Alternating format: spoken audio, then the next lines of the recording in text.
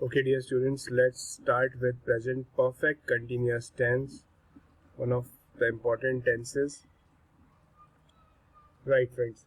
Past perfect continuous tense indicates a past action which started in the past and continued to happen after another action and time in the past.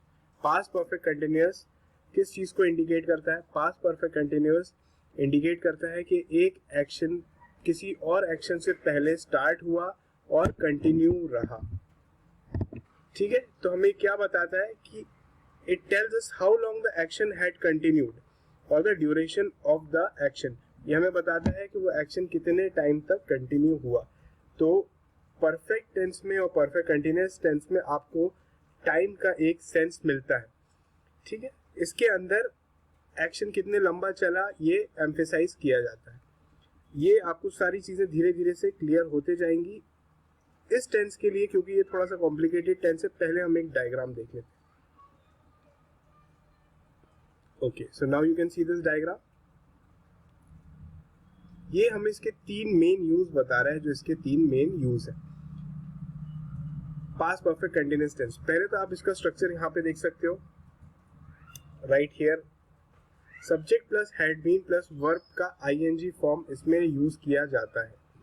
अच्छा, अब इसका जो पहला use है ये क्या है? To express the past action already started and continued up to another action और टाइम इन द पास्ट. किसी और एक्शन के होने तक कोई एक्शन कंटिन्यू होता रहा, उसके लिए past perfect continuous tense use किया जाता है. दोनों ही एक्शन पास्ट में है, आपको ये चीज ध्यान रखना है. एक एक्शन हुआ, उससे पहले कोई एक्शन कंटिन्यू हो रहा था. ओके, ठीक है. सेकेंड हम यहाँ पे देखेंगे. सेकेंड इसका यूज क्या है? An event which finish just before another event past event to express the cause of the second event. एक इवेंट जो दूसरे इवेंट से पहले हुआ और दूसरे इवेंट का कॉज बना. ठीक, दूसरे इवेंट का वो रीजन बना. थर्ड यूज इसका बहुत इजी है, एग्जाम्स में इस पॉइंट ऑफ व्यू से नहीं आता, बट आपको इनडायरेक्ट डायरेक्ट स्पीच के लिए पता होना चाहिए कि हैड बीन हम यूज करते हैं. दो टेंसेस जब चेंज होते हैं तो वो पास्ट परफेक्ट कंटिन्यूअस टेंस में चेंज किए जाते हैं. वो कौन से हैं वो अभी आप आगे देखेंगे. तो हमने पहला यूज यहाँ पे क्या देखा है? एक पास्ट एक्शन जो ऑलरेडी स्टार्ट हुआ और कंटिन्यू होता रहा जब तक दूसरा एक्शन हुआ पास्ट के अंदर. ठीक है, जैसे इसका एग्जाम्पल आप देखो. We had been looking for the wallet for 2 hours when Susan found it. यानी हमारी जो सर्च थी पर्स के लिए, वॉलेट के लिए, वो 2 घंटे तक कंटिन्यू हुई जब तक एक दूसरा इवेंट हुआ. वो दूसरा इवेंट ये था कि सुसैन को वो मिल गया. दूसरा एग्जाम्पल आप देखिए. The ground was wet, it had been raining all day. Ground wet था. क्यों वेट था? क्योंकि उसका रीजन हम बता रहे हैं पास्ट परफेक्ट कंटिन्यूअस में. It had been raining all day, पूरे दिन बारिश होती रही. ये चीज यहाँ पे आपको दिख रही है. और थर्ड जो इनडायरेक्ट डायरेक्ट का है वो अभी मैं आपको आगे इसको क्लियर करूंगा. तो ये मैंने क्योंकि कॉम्प्लिकेटेड टेंस है इसलिए इसके थोड़े से यूजेस हम पहले कर रहे हैं. ओके, तो जो मैंने आपको वहां पे डायग्राम में दिखाया था उसी का ये थोड़ा डिटेल्ड एक्सप्लेनेशन है. Past perfect continuous is used to express the past action which already started and continued to happen after another action or time in the past. इसके हम examples देखेंगे directly. We had been looking for the wallet. She had been writing reports since morning when the boss came to office. वो reports लिखती जा रही थी 2 घंटे तक, या सुबह से लिख रही थी जब तक कि बॉस ऑफिस में आए. Alright, so writing is spelling. Then my wife had been cooking the meal since 4 o'clock when my father called us. तो मेरी वाइफ 4 बजे से मील्स बना रही थी जब हमारे फादर ने हमें कॉल किया. तो ये दूसरा इवेंट है. इसके अंदर क्या पता चल रहा है कि वही एक्शन स्टार्ट हुआ था, कुक करना उन्होंने स्टार्ट किया होगा, कंटिन्यू किया होगा 4 बजे से जब तक उनके फादर ने उन्हें कॉल कर लिया. ओके, सेकेंड इसका यूज देखते हैं हम. An event which finished just before another past event. एक ऐसा इवेंट जो दूसरे इवेंट से पहले खत्म हुआ और दूसरे इवेंट की कॉज बना. जैसे कि हमने देखा था पूरे दिन बारिश होती रही. It had been raining all day result क्या निकला? The ground was wet. She was very sad. She was very sad because she had been working the whole day at work. क्योंकि वो पूरे दिन काम कर रही थी, so she was very sad. अब इस सेंटेंस को देखो, आप बताओ कि इसमें कॉज क्या है. He had been living in Mexico, ये कॉज है, ठीक है. So I did not see him, इसलिए मैं उसको देख नहीं पाया. ये रिजल्ट हो गया. तो कॉज जो है वो हमने हैड बीन में लगाई है. We were so tired. अब इसमें इन्होंने रिजल्ट पहले लिख दिया कि हम बहुत टायर्ड थे. क्यों टायर्ड थे? Because we had been trying to solve the problem since morning.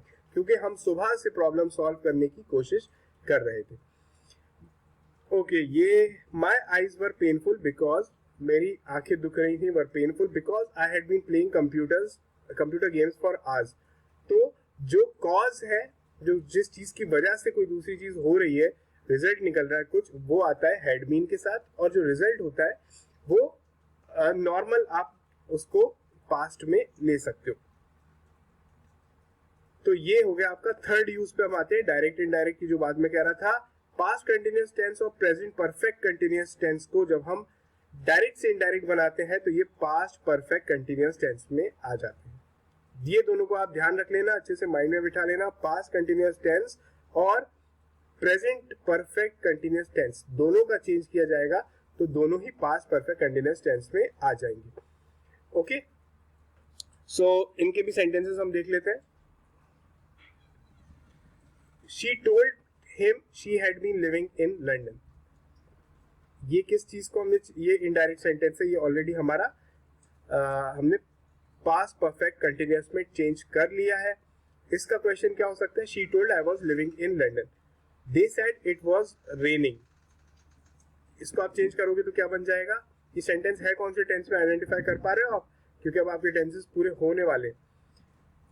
तो they said it was raining. This is in past continuous. इसको हम करेंगे पास्ट परफेक्ट कंटिन्यूअस में. They said it had been raining. He said he had been walking along the street. He said I was walking along the street. तो ये direct indirect में भी आएगा. NDA में डायरेक्ट इनडायरेक्ट नहीं आता, but बाकी एग्जाम्स में कई में आता है. अब हम आते हैं इसके स्ट्रक्चर पे. हम इसके यूज तीनों देख चुके हैं. स्ट्रक्चर इसका subject plus had been plus verb का आईएनजी फॉर्म और कोई टाइम से रिलेटेड वर्ड भी हो सकता है.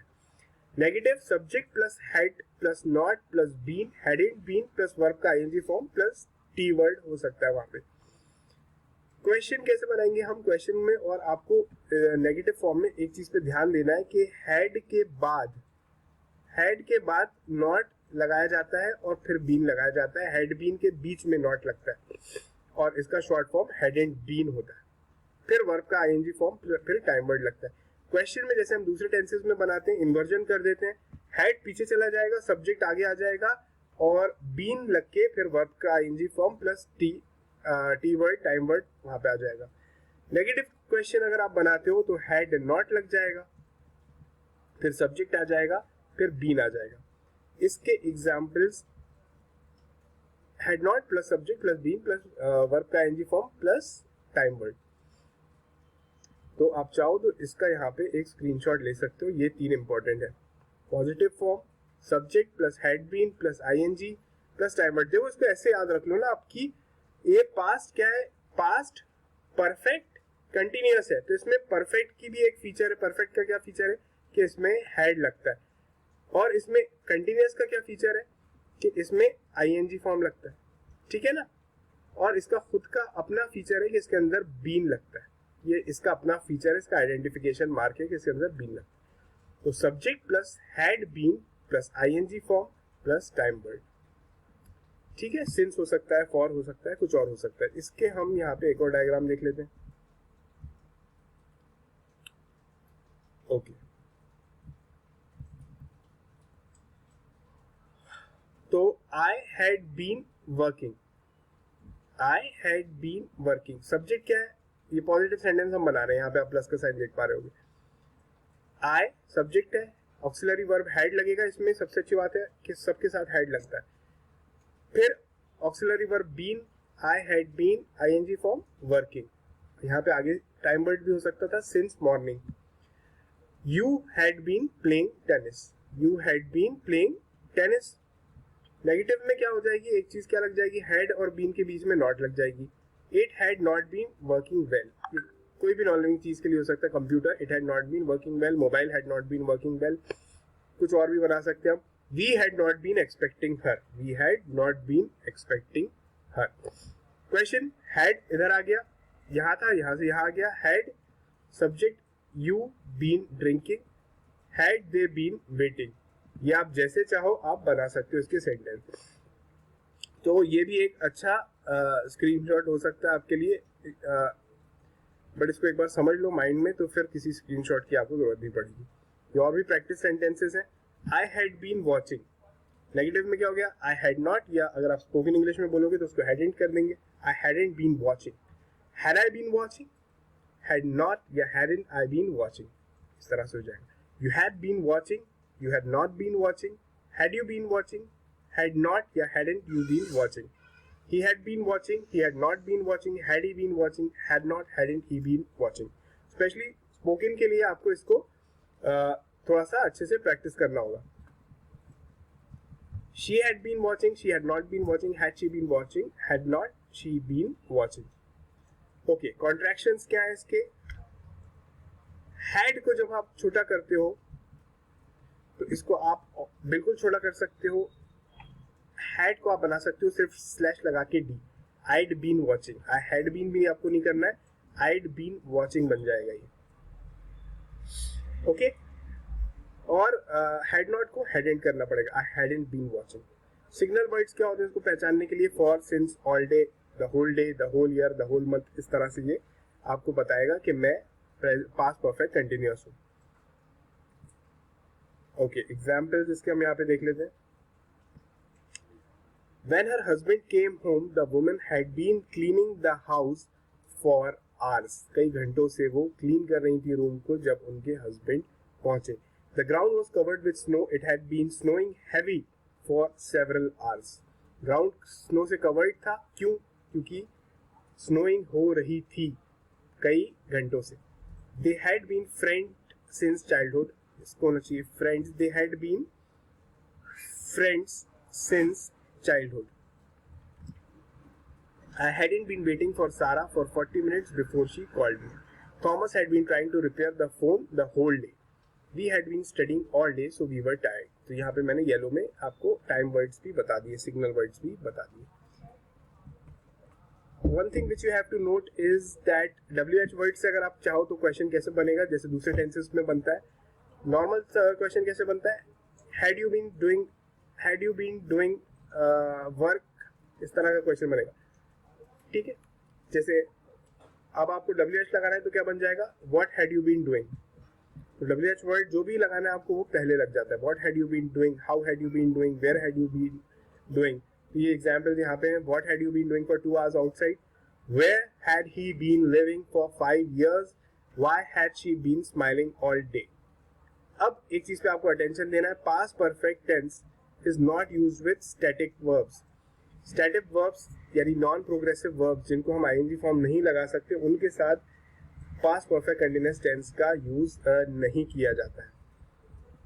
ऑलराइट, जो चीज हम सुनते हैं जैसे सी, अंडरस्टैंड या अंडरस्टूड या बिलीव, इनके साथ हमको यूज नहीं करना है. They had understood the subject, हम ये बोलेंगे वो सब्जेक्ट समझ गए थे. हम ये नहीं बोलेंगे they had been understanding the subject, नहीं. ठीक है, जैसे हम बोलेंगे वी हैड सीन यू. ठीक है, इसको हम ये नहीं कहेंगे we had been seeing you. तो सी का हम वो वाला फॉर्म यूज नहीं कर सकते, ING form. Linda had appeared confused, तो अपीयर्ड ही रहेगा ये, इसको हम हैड बीन अपीयरिंग नहीं करेंगे. ठीक है, तो ये कुछ स्टैटिक वर्ब्स हैं जो स्टैटिक रहते हैं, इनमें कंटिन्यूएशन नहीं दिखा सकते हम, उनको उनके साथ हम कोई भी कंटिन्यूअस टेंस यूज नहीं करते. So I hope this lesson is clear to you and you are not facing any problem in this. If you have any doubt you can ask me. और ये आपके 80% आपका टेंसेस का part complete हो चुका है. अब फ्यूचर का है वो हम नेक्स्ट क्लास में करेंगे. So have a great day.